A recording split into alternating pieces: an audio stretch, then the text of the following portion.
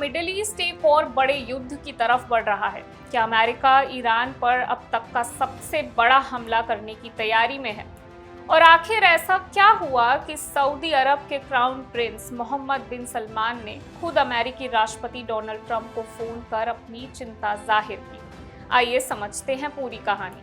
Media reports के मुताबिक America Iran के ऊर्जा और रणनीतिक ठिकानों पर बड़े सैन्य हमले के विकल्प पर विचार कर रहा है। हालांकि अभी तक इस ऑपरेशन को लेकर अंतिम मंजूरी नहीं दी गई है, लेकिन तैयारियों की चर्चा तेज हो गई है। इसी बीच सऊदी अरब के क्राउन प्रिंस मोहम्मद बिन सलमान ने राष्ट्रपति ट्रंप से फोन पर बात की। रिपोर्ट्स के अनुसार उन्होंने क्षेत्र में तनाव बढ़ने और संभावित जवाबी कार्रवाई को लेकर चिंता जताई। दरअसल अगर अमेरिका ईरान पर बड़ा हमला करता है तो उसका असर सिर्फ दोनों देशों तक सीमित नहीं रहेगा। ईरान पहले ही चेतावनी दे चुका है कि अगर उस पर नए हमले हुए तो वो जवाबी कार्रवाई कर सकता है। रिपोर्ट्स के मुताबिक ईरान ने खाड़ी क्षेत्र के ऊर्जा ढांचे और रणनीतिक ठिकानों को भी संभावित निशाना बनाने की चेतावनी दी है। यही वजह है कि सऊदी अरब समेत कई खाड़ी देश यानी गल्फ कंट्रीज इस पूरे घटनाक्रम पर बेहद सतर्क नजर रखे हुए हैं।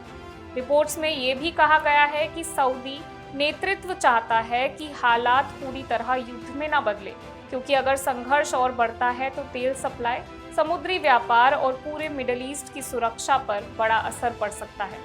उधर कतर, यूएई, टर्की और पाकिस्तान जैसे कई देश भी तनाव कम करने और बातचीत के जरिए समाधान निकालने की अपील कर रहे हैं। फिलहाल सबसे बड़ा सवाल ये है कि क्या अमेरिका सैन्य कार्रवाई का फैसला करेगा या फिर कूटनीति को एक और मौका मिलेगा। अगर हमला होता है तो इसका असर कई देशों पर पड़ सकता है। कच्चे तेल की कीमतों से लेकर वैश्विक बाजार और दुनिया की राजनीति तक हर जगह इसका प्रभाव देखने को मिल सकता है। अब पूरी दुनिया की नज़र वॉशिंगटन और तेहरान के अगले कदम पर टिकी हुई है। मैं वंशिका सक्सेना और आप देख रहे हैं इंडिया न्यूज़।